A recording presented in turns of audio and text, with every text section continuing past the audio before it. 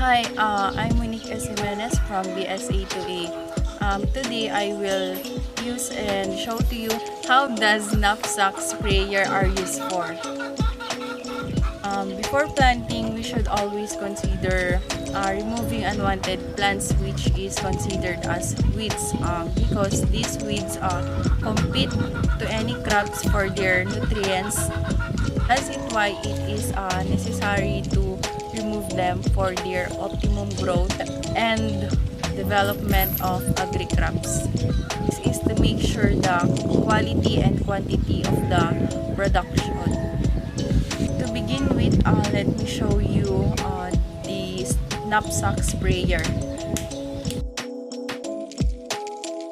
This is the pump.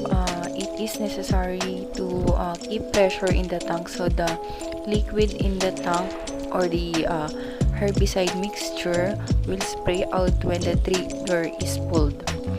You should pump the handle 10 to 15 times when starting out and once every 5 seconds while working.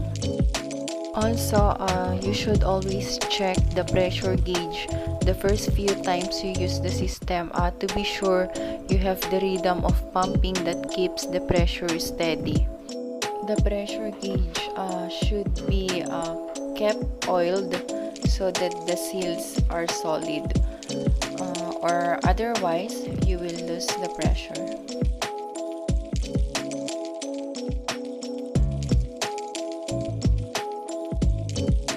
Next is the tank.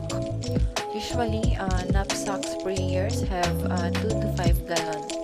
After using sprayers, should always be stored with a clean and empty tank. This is an important thing for the herbicide to be flush because if we're going to use it next time, the residue from herbicide can damage our plants. If and when we're going to use the knapsack sprayer with different kinds of chemicals like insecticides.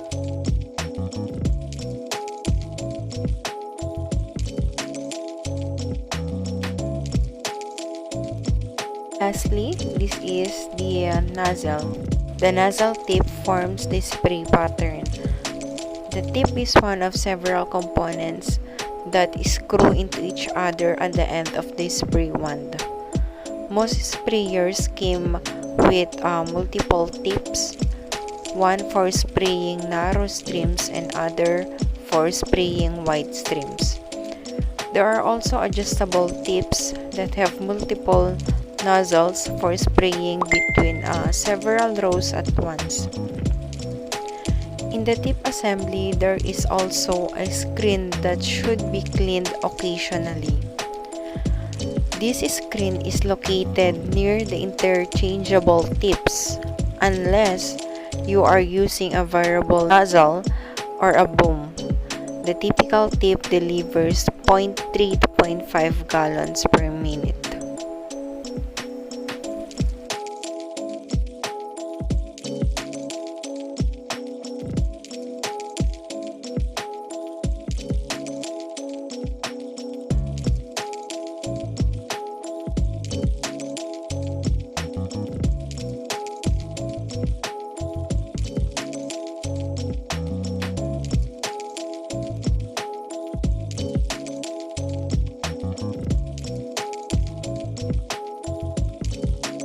Herbicide that I will be using is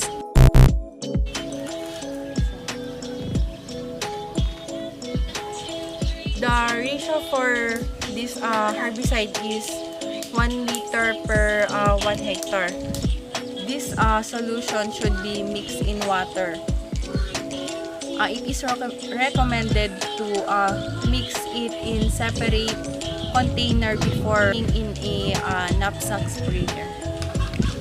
Disclaimer lang po, the land that I am going to use to demonstrate using knapsack sprayer is not ours, so I will just use water as a prototype for the mixed solution. application of water and the herbicide. So this is how we will put the solution in the knapsack sprayer. So as you can see, this is a filter to separate unnecessary particles from the solution. Again, this is just a water, but please remember that the ratio is 1 liter for every 1 hectare.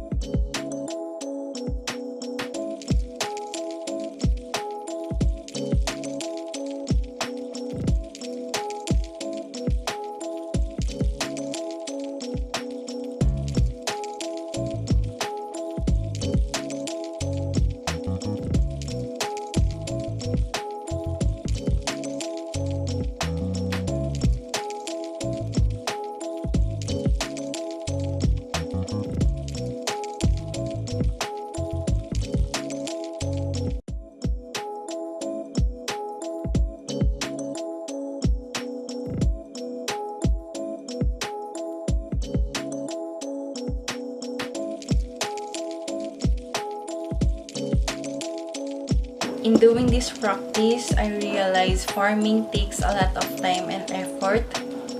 And for me, farmers are the best human in this world because their concerns are not only focused on their crops or on their yield, but rather for each and everyone's health. That is why every drop of our farmers' sweat has sentimental value.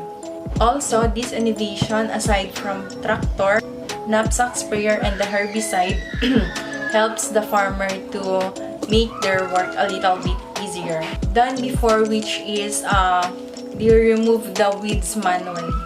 All in all, it is such a privilege to experience those kind of activities, just to inform us not to degrade anyone, most especially farmers.